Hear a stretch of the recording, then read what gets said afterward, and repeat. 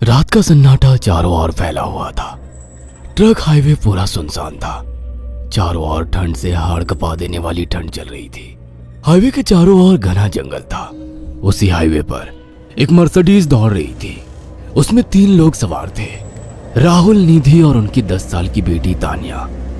राहुल अपने दोस्त सैफ के घर ईद की पार्टी में शामिल होने के लिए गया था और पार्टी करके घर लौट रहा था। निधि ने मुस्कुराकर ड्राइव करते हुए राहुल से कहा, कुछ भी कहो राहुल, आज तो ईद की पार्टी में मजा आ गया। हाँ, मेरा दोस्त बहुत ही बिंदास और हंसी मजाक करने वाला व्यक्ति है। मैंने देखा उसके घर पर शहर की एक से एक बड़ी हस्ती थी, मगर फिर भी वो उन सबको इग्नोर करके हमें इम्पोर्टेंस दे रहा था। हाँ, देगा क्यों नहीं, आखिर मेरा दोस्त जो है। सच में राहुल, अमेरिका से इंडिया लौटकर बहुत अच्छा फील हो रहा है। वैसे तुम्हारा दोस्त सचिन अभी तक नहीं आया अमेरिका से? निधि की बात सुनकर राहुल चौंक कर बोला, ओह शिट यार, उसका फोन आया था कि वो इंडिया आ रहा है। उसने बोला था कि मुझे एयरपोर्ट पर पिक कर ले। निधि बहुत नाराज होगा वो। कोई बात नहीं, उससे बोल देना कि तुम्हें बिल्कुल याद नहीं रहा और फिर तुम्हें सैफ की इनवाइट की हुई ईद पार्टी में भी तो शामिल होना था। निधि ने इतना बोला ही था कि उसकी बेटी तानिया ने अपनी माँ की ओर देखकर कहा, मुझे भूख लगी है माँ, और प्यास भी। तानिया की बात पर निधि ने बुरा सा मुंह बनाकर उसकी ओर देखकर कहा, पार्टी में तो इतना खाया था तुमने, फिर भी भूख लगी है। निधि की बात पर तानिया ने मासूम सा चेहरा बनाकर कहा, कोई बात नहीं मम्मी, मुझे पानी ही पिला दीजिए। कितनी बार बोला है मुझे मम्मी मत बोला करो। पानी अभी नहीं है, आगे जाकर कोई शॉप पड़ेगी तो बोतल खरीद के दे दूंगी। निधि की बात पर राहुल ने मुस्कुराकर कहा, छोटी बच्ची है निधि, इतना नाराज होना सही नहीं है। राहुल ने इतना कहा ही था कि अचानक एक काली परछाई राहुल की कार के सामने आकर खड़ी हो गई। राहुल के पैर अचानक ब्रेक पर पड़ गए। गाड़ी तेज रफ्तार में थी। ब्रेक अचानक लगने से पलटते पलटते बाल बाल बची थी।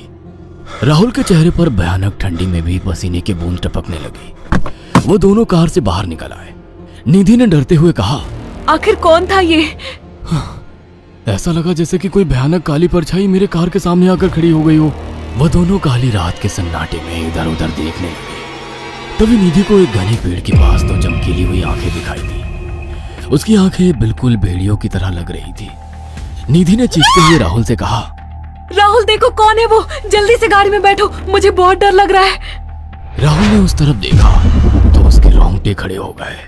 वो दोनों गाड़ी के अंदर बैठने ही वाले थे कि अचानक एक अजीब सा चेहरा वाला भयानक सा आदमी बिजली की रफ्तार से उनके सामने आकर खड़ा हो गया। राहुल ने देखा कि उसका चेहरा बिल्कुल सड़ा हुआ था और उसकी आंखें भेड़िए की तरह चमक रही थी। उसके लंबे लंबे बाल उसके कंधे तक आ रहे थे और उसके दांत भेड़िए की तरह बाहर की ओर निकल रहे थे। हाथों की जगह नुकीले पंजे थे। राहुल को देखकर अजीब से अंदाज में हंसने लगा, मगर जैसे ही राहुल की नजर उसके कपड़ों पर गई, राहुल की आंखें फटी की फटी रह गई। वो हकलाते हुए बोला, भाईजान, भाईजान, मुझे माफ कर दो, मुझे छोड़ दो। राहुल ने इतना कहा ही था कि अचानक उस अजीब से दिखने वाले भयानक आदमी ने अपने पंजों से राहुल की गर्दन कसकर पकड़ ली और एक ही सेकंड में उखाड़ कर जमीन पर फेंक दी। राहुल के धड़ से लाल रंग का खून का फुहारा फूट पड़ा। इस भयानक मंजर को देखकर निधि के गले से एक जोरदार चीख निकल गई। निधि इससे पहले भागती कि अचानक उस भयानक दिखने वाले आदमी ने निधि को पकड़ लिया और अपने नुकीले पंजे उसके पेट में गड़ा दिए और उसकी अतड़ियां बाहर निकाल दी। निधि की एक दिल दहला देने वाली चीख सन्नाटे को चीर गई। अचानक हवा का एक बवंडर उठा और वो भयानक सा दिखने वाला व्यक्ति देखते ही देखते बवंडर के साथ गायब हो गया। तानिया ने डरते डरते निधि के मोबाइल से पुलिस और सैफ को बुला लिया और कुछ ही देर में वहां चारों ओर पुलिस की गाड़ियां थी। पुलिस ने राहुल के दोनों दोस्त सैफ और सचिन को वहीं बुला लिया। इंस्पेक्टर अर्जुन ने दोनों से कहा, मैंने ऐसी हत्याएं अपने करियर में कभी पहले नहीं देखी। ये काम तो ना किसी जानवर का लगता है, ना ही किसी इंसान का। सचिन कपकपाती हुई आवाज में बोला, आप कहना क्या चाहते हैं? कुछ कह नहीं सकता। जिस किसी ने भी इन दोनों को मारा है उससे एक बात तो साबित होती है कि वो इन दोनों से हद से ज्यादा नफरत करता था। अब सारी सच्चाई तो यह बच्ची ही बता सकती है। इतना बोलकर इंस्पेक्टर अर्जुन तानिया के पास चला गया, जो बेहद डरी हुई थी। तानिया ने आंखों देखी सारी घटना इंस्पेक्टर अर्जुन को बता दी।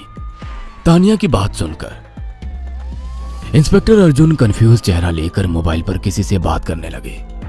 सचिन इंस्पेक्टर के पास आ गया और सैफ भी डरता हुआ इंस्पेक्टर अर्जुन के पास आकर बोला, क्या हुआ इंस्पेक्टर? तानिया ने क्या बताया? उसने जो बताया वो काबिले यकीन नहीं है। उसकी बात पर किसी भी तरह से यकीन नहीं किया जा सकता। फिर भी कुछ तो बताया इंस्पेक्टर। हाँ, उस बच्ची के मुताबिक एक भूत ने निधि और राहुल को बड़ी बेदर्दी से मारा है। इंस्पेक्टर की बात सुनकर दोनों बुरी तरह से चौंक गए। क्या मतलब है इस बात का? बच्ची बेहद डरी हुई है। हम आगे की तफ्तीश जारी रखेंगे। निधि और राहुल तो चले गए, अब तानिया को मैं रख लूंगा। नहीं, राहुल मेरा अच्छा दोस्त था। तानिया अब मेरे साथ रहेगी। देखिए, बच्ची के माँ बाप अब इस दुनिया में नहीं है और आप दोनों भी शादीशुदा है।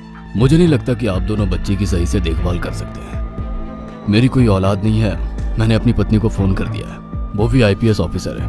ये बच्ची आज से मेरे साथ रहेगी। उसका मासूम चेहरा मेरे दिल में उतर गया है। अब तुम दोनों जा सकते हो। पूछताछ के लिए मैं जब भी तुम्हें बुलाऊं तुम दोनों आ जाना। इंस्पेक्टर ने ये बात बोली ही थी कि अचानक वहां पर मौसम बदल गया। चारों ओर काली घटाएं छा गई और एक भयानक बवंडर उठा और देखते ही देखते सब पुलिस वालों के सामने वो भयानक चेहरे वाला आकार सबके सामने खड़ा हो गया। उसको देखकर सबके रोंगटे खड़े हो गए। देखते ही देखते उसने अपने भयानक पंजे सैफ की आंखों में डालकर उसकी आंखें निकाल ली। सैफ ने चीखते हुए वहीं दम तोड़ दिया। उस भयानक आदमी को देखकर सचिन उसके पैरों पर गिर गया। तुम तो भाईजान से कपड़े पहने हो। मैं समझ गया, तुम भाईजान हो। मुझे माफ कर दो भाईजान, मुझे यहाँ से जाने दो। मैंने कुछ नहीं किया था। वो भयानक चेहरे वाला गुर्राते हुए बोला, बता इन सबको कि ये सब इतनी भयानक मौत क्यों मरे। सचिन दौड़ता हुआ इंस्पेक्टर अर्जुन के पास गया और बोला, मैं जानता हूँ इसने इन तीनों को क्यों मारा। इसका नाम भाईजान था। जब ये जिंदा था ये किसी का भाई किसी की जान था। बहुत साल पहले ये हम सबका बहुत अच्छा गहरा दोस्त और बिजनेस पार्टनर था। ये सबकी बहुत मदद किया करता था। इसकी प्यारी सी बेटी थी तानिया, जो इस वक्त कार के अंदर बैठी हुई है। ये इसी की बेटी है। भाईजान अपने सारे पैसों से एक बहुत बड़ा हॉस्पिटल खोलना चाहता था जिससे गरीबों का मुफ्त इलाज किया जा सके, मगर हम तीनों इसके लिए तैयार नहीं थे। हमारी नीयत उसकी दौलत पर खराब थी और एक दिन हम सब धोखे से ईद के दिन भाईजान को यहाँ ले आए और इसे मारकर फेंक दिया। तो फिर तुम सबने इसकी बेटी को क्यों जिंदा छोड़ दिया? हमें बाद में पता लगा कि भाईजान ने सारी जायदाद अपनी बेटी के नाम कर दी है, इसीलिए हमने भाईजान की पत्नी को भी मार दिया। और तानिया का तुम 18 साल की उम्र पूरी करने का इंतजार कर रहे थे ताकि सारी जायदाद अपने नाम करा सको और बाद में उसे भी ठिकाने लगा सको। इसी के लिए तुम दोनों इस मासूम बच्ची को अपने साथ रखने की जिद कर रहे थे। जी, आपने बिल्कुल सही कहा। हम तानिया को भी इसी जगह लाकर मार देते। सचिन की बात सुनकर इंस्पेक्टर अर्जुन की आंखों में खून उतर आया। इंस्पेक्टर अर्जुन के कुछ कहने से पहले ही